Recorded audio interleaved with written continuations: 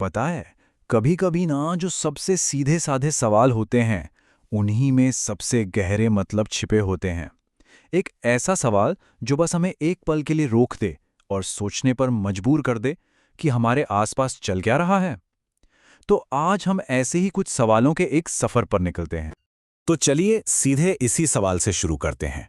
सोचकर देखिए, अगर चांद होता ही नहीं तो रात के अंधेरे में हमें रास्ता कौन दिखाता। सुनने में तो ये बड़ा सीधा सा सवाल लगता है ना? पर यह हमें सच में सोचने पर मजबूर कर देता है। तो ये जो इतना गहरा सवाल है, ये आता है एक बहुत ही खूबसूरत हिंदी कविता से। कविता का नाम है कौन, और इसे लिखा है बाल स्वरूप राही ने।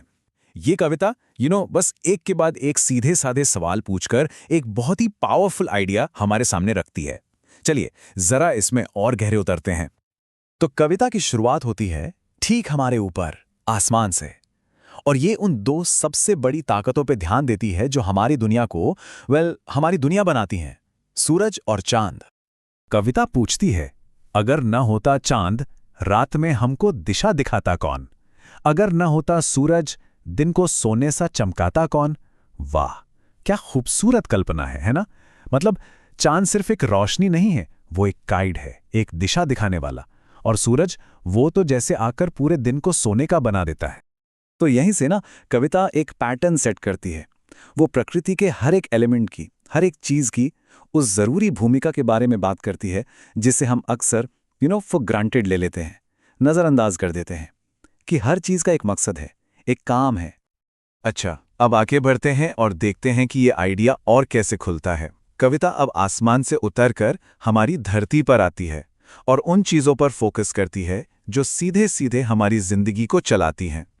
सवाल है, अगर न होती निर्मल नदियां जग की प्यास बुझाता कौन? कितना कितना सीधा पर कितना गहरा सवाल है ये, है ना? कि नदियां सिर्फ पानी का एक सोर्स नहीं है, वो तो पूरे पूरे जग की प्यास बुझाती हैं, जिंदगी का आधार हैं। और फिर बात आती है पहाड़ों की।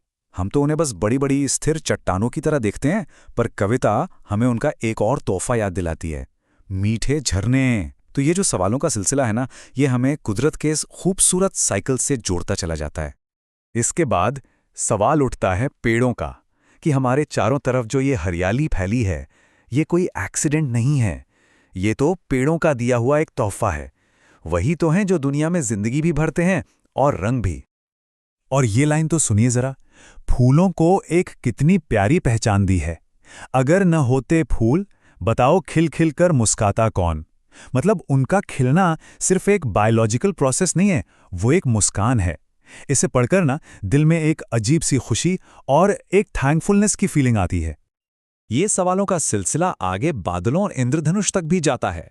हर सवाल हमें अपने आसपास की दुनिया को अप्रिशिएट करने की एक नई वजह देता है। लेकिन कविता का जो असली ट्विस्ट है वो तो अब आने वाला है। देखिए, अब तक कविता ने हमें बाहर की दुनिया को देखना सिखाया, है ना? लेकिन यहां से कहानी में एक बहुत बड़ा मोड़ आता है। कविता अपना ध्यान प्रकृति से हटाकर हम पर ले आती है, मतलब जो देख रहा है उस पर।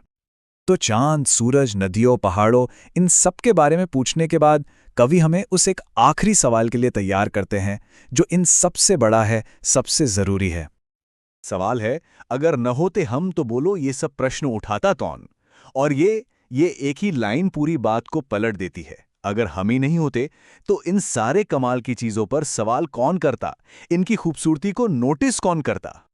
तो मतलब यह है कि कविता एक बहुत ही गहरे कनेक्शन की तरफ इशारा कर रही है कि हाँ, दुनिया की खूबसूरती तो अपनी जगह है, लेकिन उसको असली मतलब तो हमसे मिलता है, हमारी चेतना से, हमारी सवाल पूछने की और हैरान होने की काबिलियत से।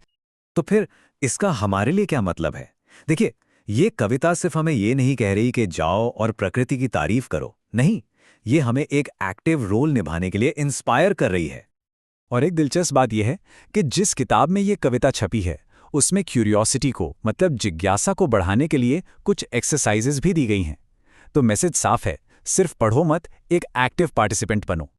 तो इस पूरी कविता से हम क्या सीख सकते हैं? पहली बात, अपने आसपास की दुनिया को सच में ध्यान से देखो। दूसरी, कुदरत हमें जो कुछ भी देती है उसे अप्रिशिएट करो।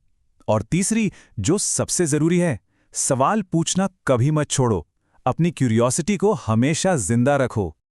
ये कविता हमें कोई जवाब देकर नहीं जाती।